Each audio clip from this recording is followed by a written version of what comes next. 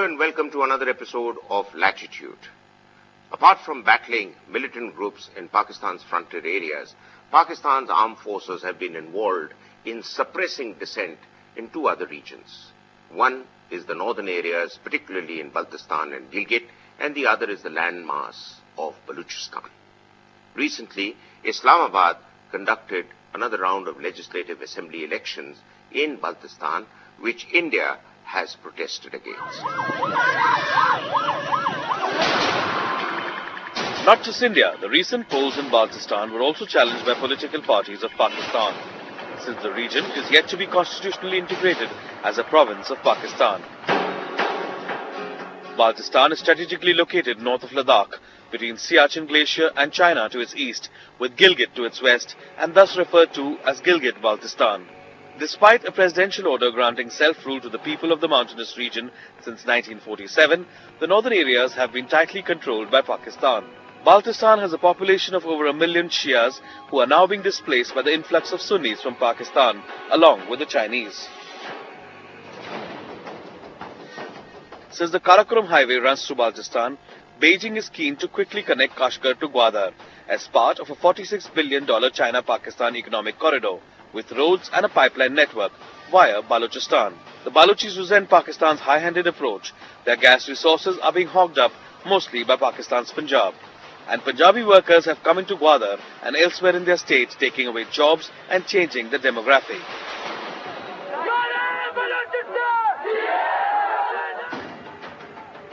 As per Pakistan's Human Rights Commissions, hundreds of Baluchis are subjected to brutal killings and forced disappearances at the hands of Pakistan security forces each year. In response, Baluch rebels have begun attacking high-profile targets. In March, they attacked tankers carrying fuel to a Chinese company. As this continues to worry China, it could be a good reason for Beijing to reconsider its investment in Pakistan, even though Pakistan has promised Beijing that a 10,000-strong force will protect Chinese workers. It is clear that there is a huge deal of resentment against the high-handed rule of Islamabad and its military men from Rawalpindi, both in Baluchistan and Baltistan. And to discuss the subject in greater detail, we have with us two experts, Mr. G Parthasarathy, former Indian High Commissioner to Pakistan, and Mr. Sushant Sareen, a distinguished fellow of the Vivekananda International Foundation. Mr. Parthasarathy, sir, my first question. While parties in Pakistan are calling for the integration of Baltistan and Gilgit Baltistan and the northern areas, Islamabad's traditional stand has been that any deeper integration of that area within Pakistan's framework would dilute Pakistan's position and stand over the entire accession of Jammu and Kashmir, in the hope that Islamabad is hoping that it will happen one day in its favor. Yes. Well, I think a certain friction they would like to maintain. But Maruf, I see a greater and more important reason behind this.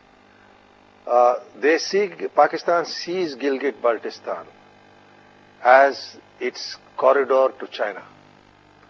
I still recall even during Kargil conflict, we knew of Chinese weapons coming in through this corridor to Pakistan. The Chinese are there in very large presence. Now, if you give it genuine statehood where there are free elections, then the results could be unpredictable. So this is an area where they will not concede any substantive autonomy or self-rule, not even to the extent that they give to what is we call as Pakistan-occupied Kashmir, which is the Mirpuri-ruled areas. They will keep it under tight control. Secondly, this is an area where the substantive majority has been Shia. Ever since the 80s, this has been an area of violence and opposition to the imposition of Wahhabi ideals which Zia-ul-Haq brought in. So quietly, Pakistan is now changing the sectarian composition of this Shia majority area. After all, the Shias and Ismailis there, traditionally, and bringing in more and more Sunni settlers, particularly from Khyber Pakhtunkhwa, Pashtuns. Mr. Sareen, you've been to that area.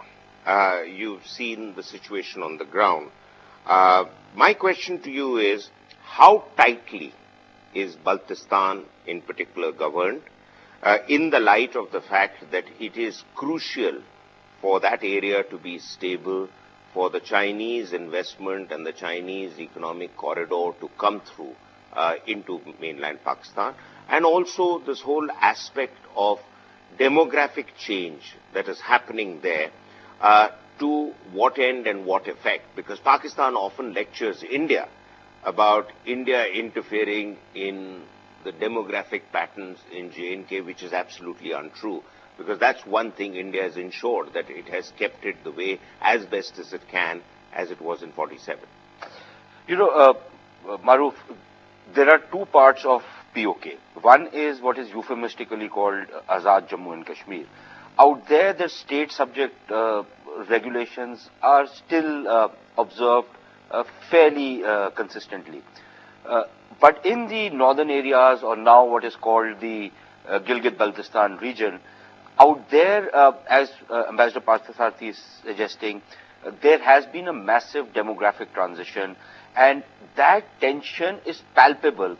We traveled to Gilgit in 2004, and I've traveled a lot in Pakistan, but one area in Pakistan where everything was measured from a sectarian angle, whether it was markets, whether it was products, whether it was political ideology and philosophy, everything was being seen in terms of sectarian, from a sectarian standpoint. I've never seen anything like that inside Pakistan. So one is, that is a clear change which was coming in that region, and I'm talking about 10 years back. Since then, it has only increased. So there was a climate of fear even 10 years back. I'm sure it's there now. The important thing is that one realized the growing discontent in that region. And I think one of the reasons why they came up with this half-baked kind of empowerment regulations under which elections have been held was to control that discontent, because there was this brewing movement against Pakistani control. That does not mean that those guys were attracted to India, probably still not, because then the communal angle would often come in.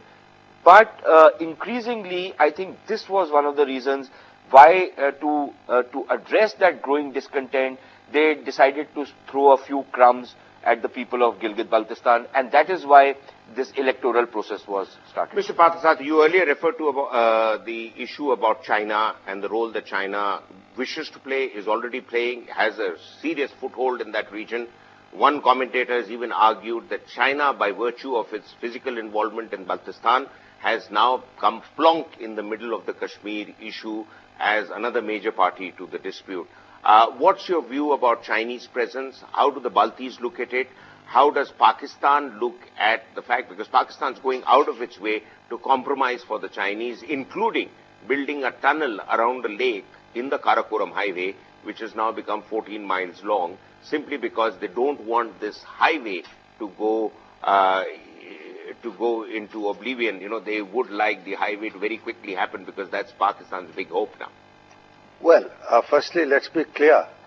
Pakistan has illegally ceded 5,100 square kilometers in Shaksgam to China. And that is something I'm afraid we have not been taking up strongly enough. I think every time we take it up with Pakistan, we should say this is illegal. And every time we take it up with China, we should say you are in illegal control of parts of our territory. We somehow run shy of using that sort of very clear language in dealing with the Chinese. Certainly the roads are being built, certainly dams will be built. But remember one thing, and this was told to me by a very knowledgeable and perceptible individual who is a thinker. Nuclear weapons are best stored in the reverse slopes of hills. My concern is that much of this building activity could well be for nuclear weapons silos, given the close nuclear and missile cooperation between China and Pakistan. I think we need to have much better satellite and other intelligence about what is happening. it poses a direct challenge to our security. It's also an issue we should take up, because if weapons could come through, as they have been coming through regularly and during the Kargil conflict, and given the extent of Chinese proliferation of nuclear weapons technology, the Pakistani missiles are variants of the Chinese DF-9 and DF-18. Stationing those missiles on the reverse slopes is a direct security threat. Right. I mean, a lot of information which has been provided by two experts on the northern areas of Pakistan, including Gilgit Baltistan and the so-called Azad Kashmir, what India calls PoK. But we'll be back after a break to look at another area where there is a huge deal of unrest in Pakistan, and that is Baluchistan.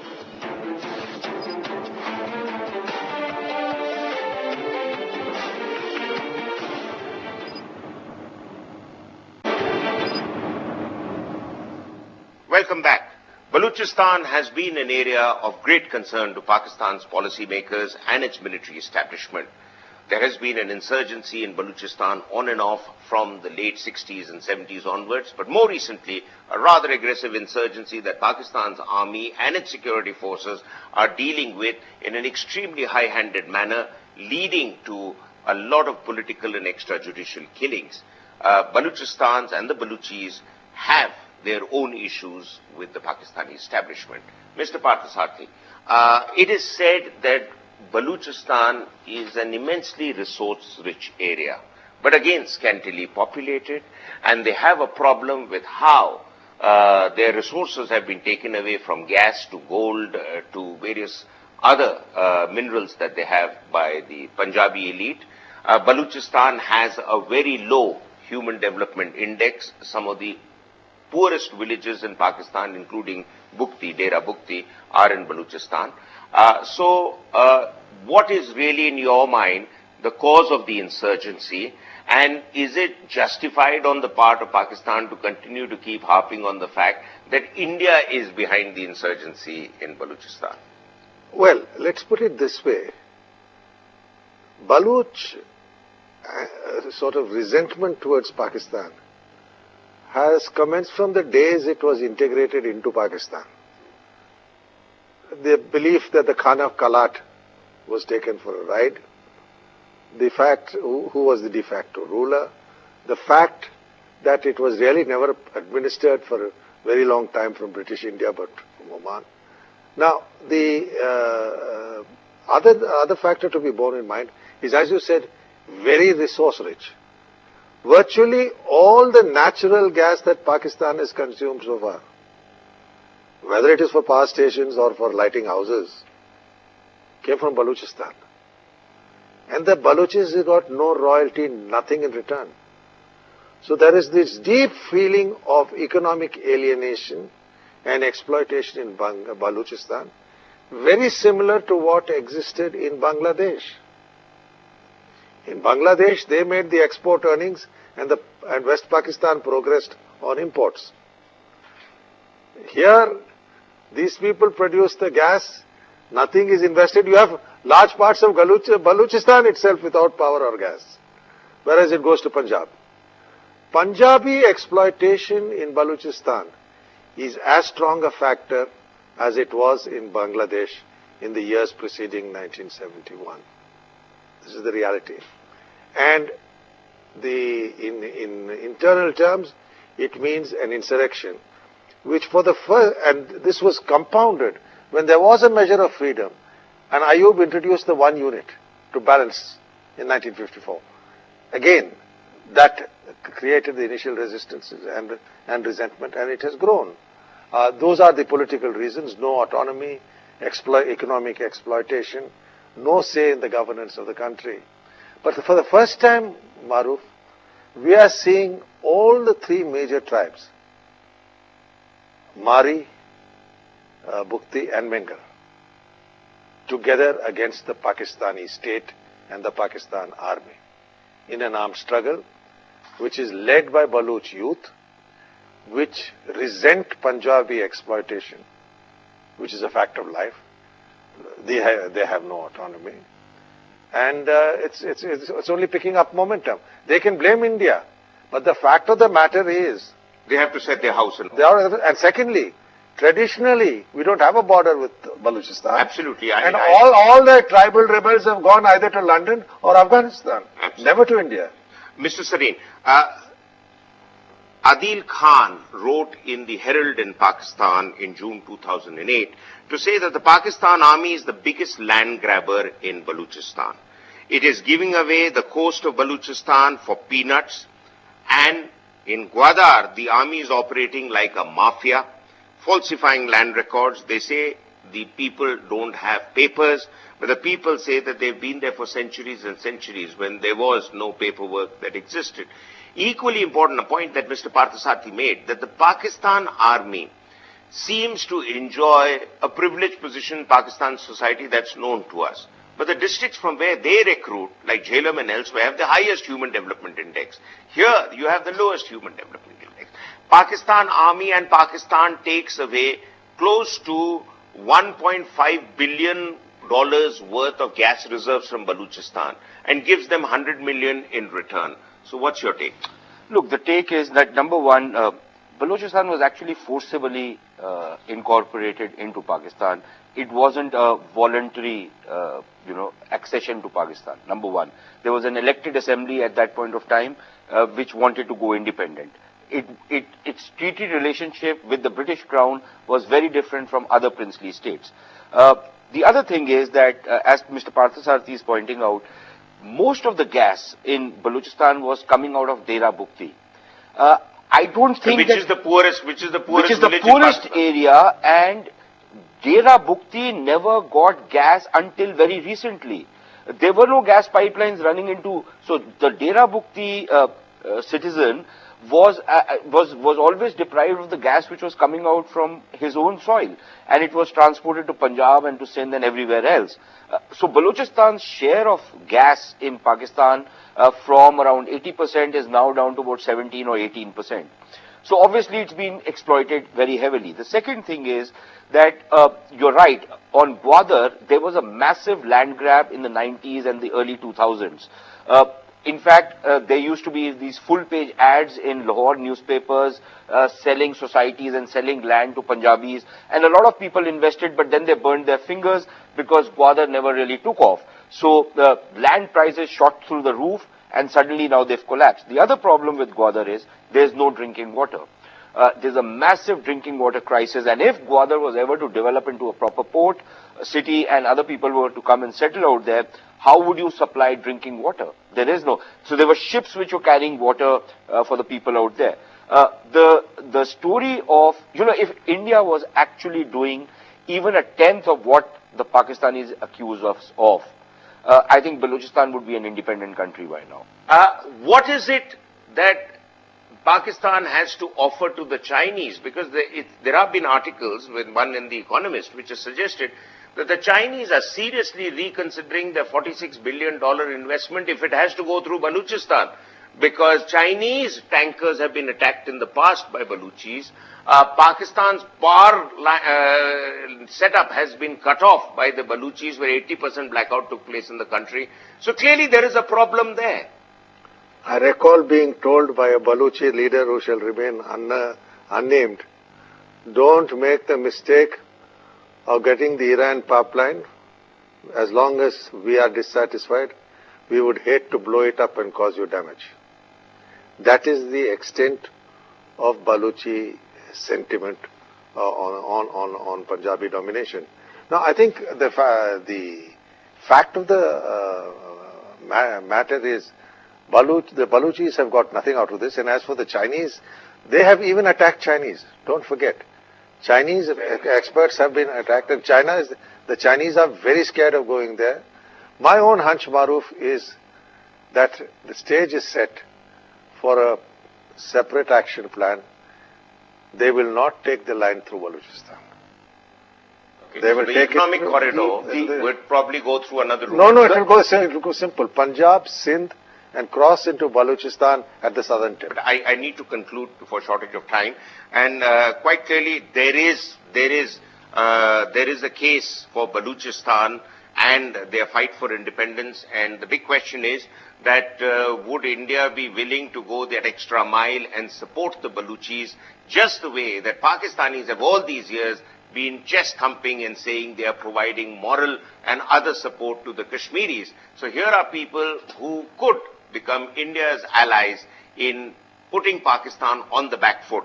But equally important, there are 3 or 4 other points that have come up in the discussion. That Gilgit Baltistan and the so-called Pakistan occupied Kashmir, the Azad Kashmir, what Pakistan calls, is kept under a tight hold by the Pakistani government, while at the same time kept with promises of self-rule in the hope that one day all this will become part of the big Jammu and Kashmir should a plebiscite take place in Pakistan's favor. Equally important is the fact that in Baltistan, the route that the Chinese are building could also be used by the Chinese to store missiles and nuclear weapons, since that territory and that region is a perfect ground to put some of these very lethal military stocks away in the mountainous region. And finally, the Baluchis feel they are being exploited day and night by the Pakistani state, and in many ways, the situation in Baluchistan today is as bad, almost, as it was in East Pakistan before the 1971 war. With that, we'll come to an end of this debate. I thank you very much, both for being with us on this show. We'll be back next week with another episode. Until then, goodbye.